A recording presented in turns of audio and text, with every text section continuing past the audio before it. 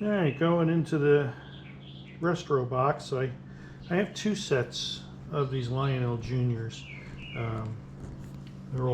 These are pretty beat up cars. The engine works fine, the motor, but the cars themselves all kind of seen better days, are pitted and what have you. So I think I'm going to bead blast these and repaint. So this was my starting point on this set. This was the other set. Well chipped up, but the chrome on this is savable. So the other set, what my plan is to actually bead blast it and see how powder coating works on these shells. I do have a chrome powder coat that the other cars are a good candidate for. These will need to be repainted, the red portions. So we'll see how this progresses. Alright, so disassembly of these cars is all about metal tabs. So you gotta gently straighten them out.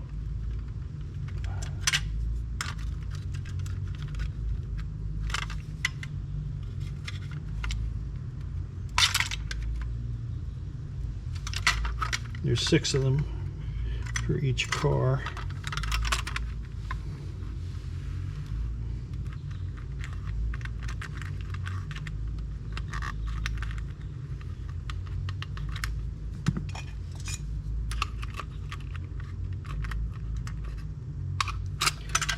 And I just kind of sneak this in here, pop these out. Slide down again.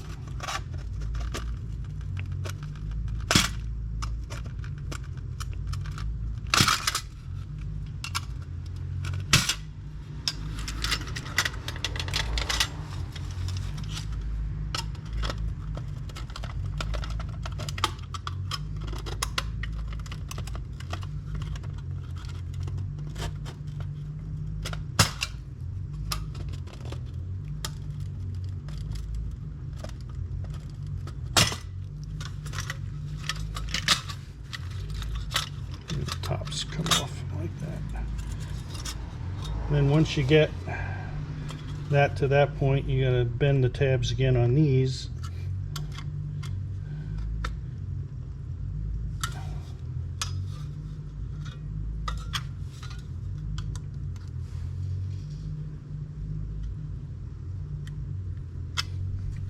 I just grab a needle nose and straighten them out.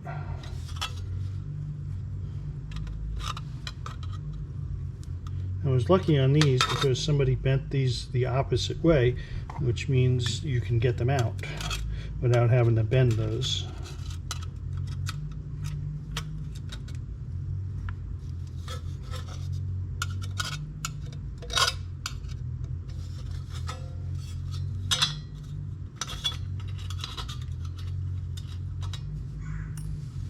So that's that.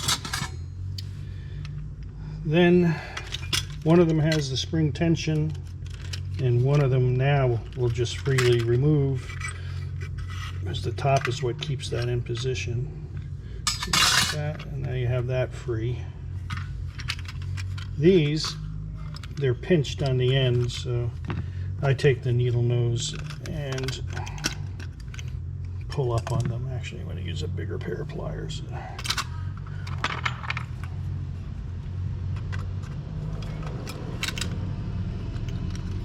The metal's soft enough that it will let it come up. There you go.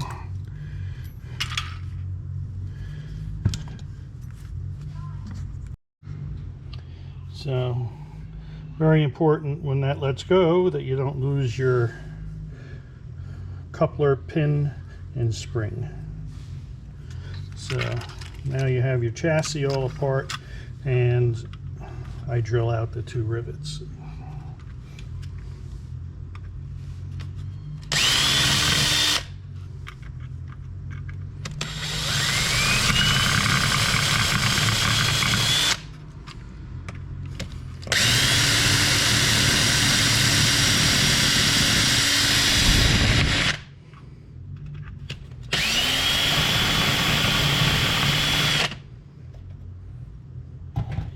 Once I have them scored, I just go in from underneath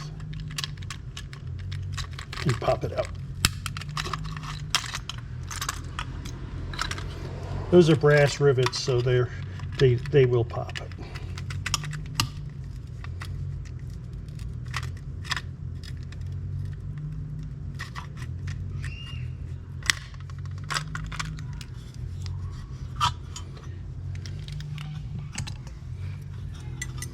That's 2 cars done.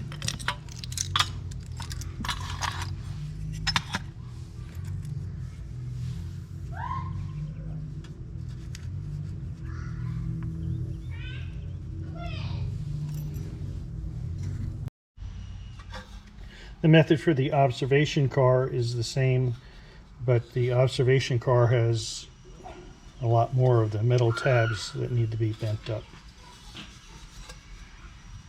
The vestibule is just held in place with 2 tabs on the bottom, so it just freely comes off.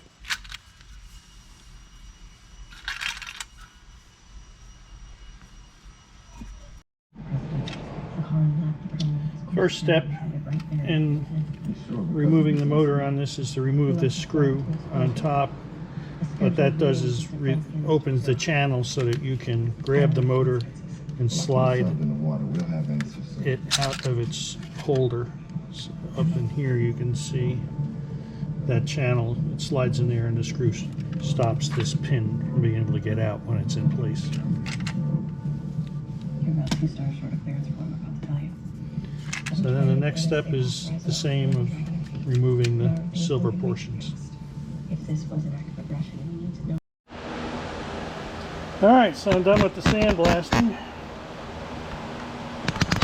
Now we get ready for the powder coating.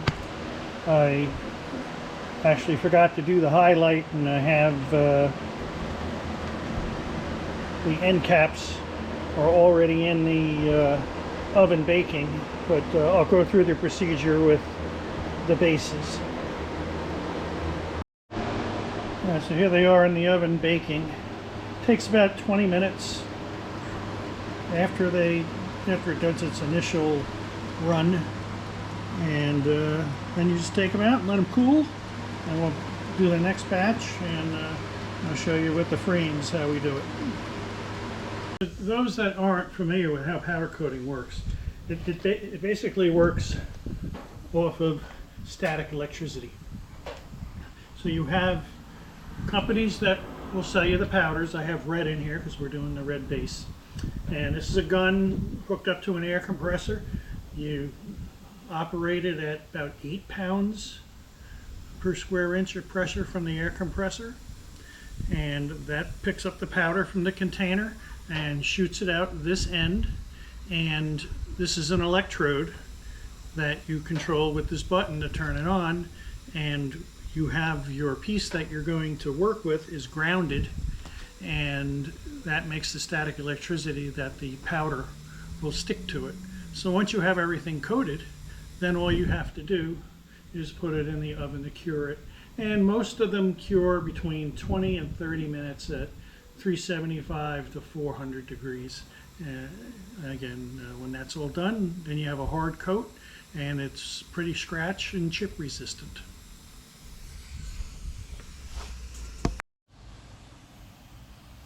Okay, so here we go. I'll do the bottoms and then flip them over and do the tops.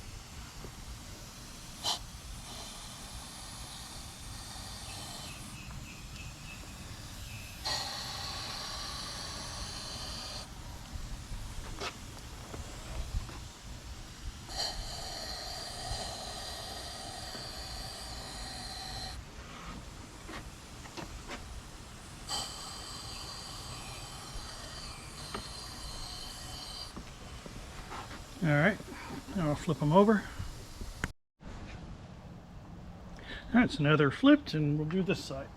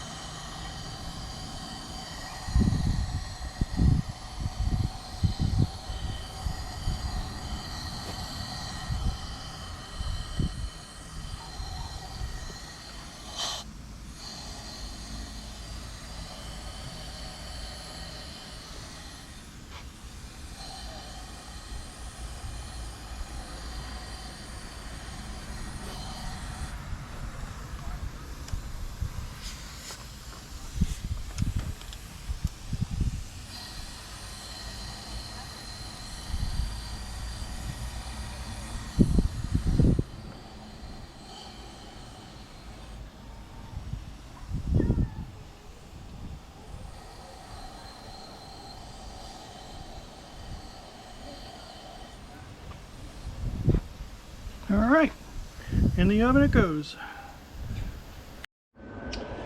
All right, so here's the red all powder coated and finished.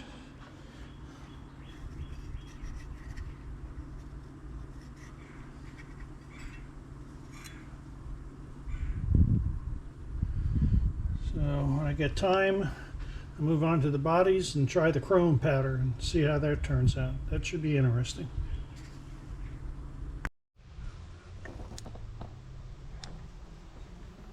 All right, so I've oiled up the wheels and used a wire brush on them, got them all cleaned up. So now it's time to reattach them to the frames.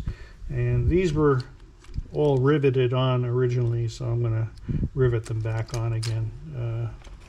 How I'm doing it is I have the long shank rivets, and I put it through the bottom of the truck as so.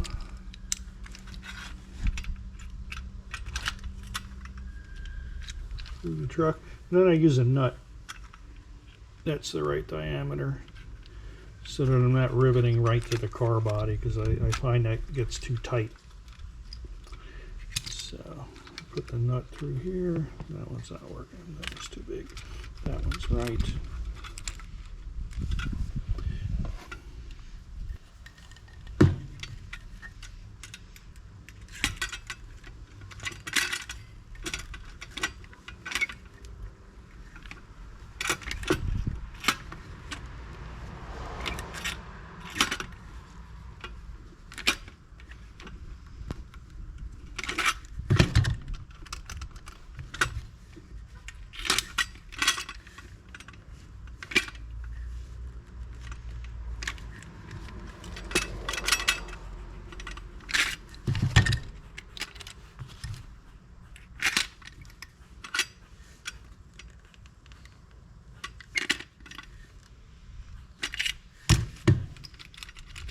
That's good for that one.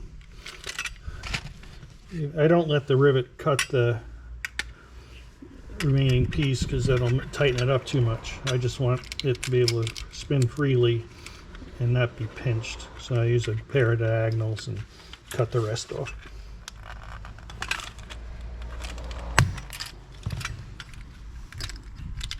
And that's good. One more for the other side.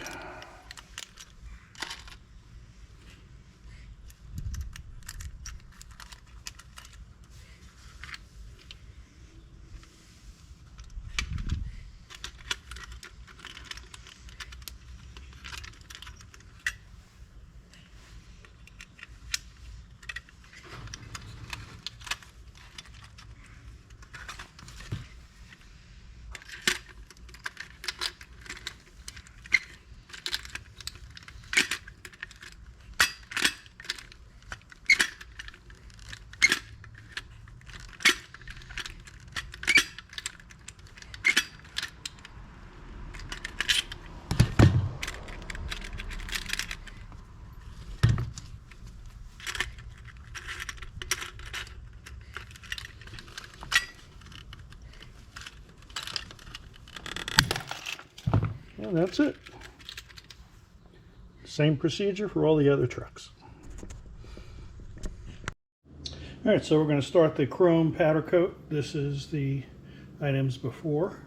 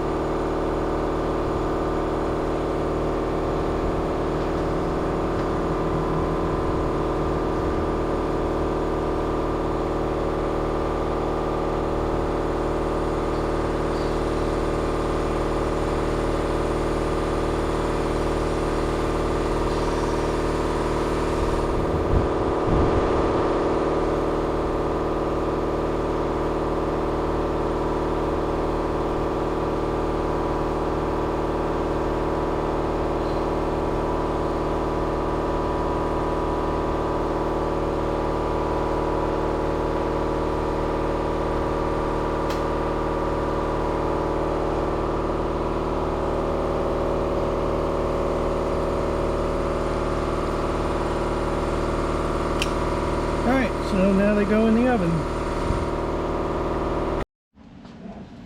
Alright, so this cooks for 15 minutes. That's all done. So now we'll take these out.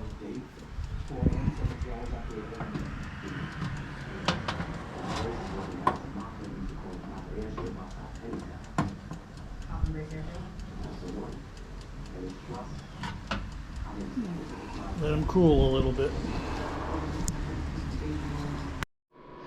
Alright, here we are all reassembled. Lionel Jr. This is going to be the red and chrome version.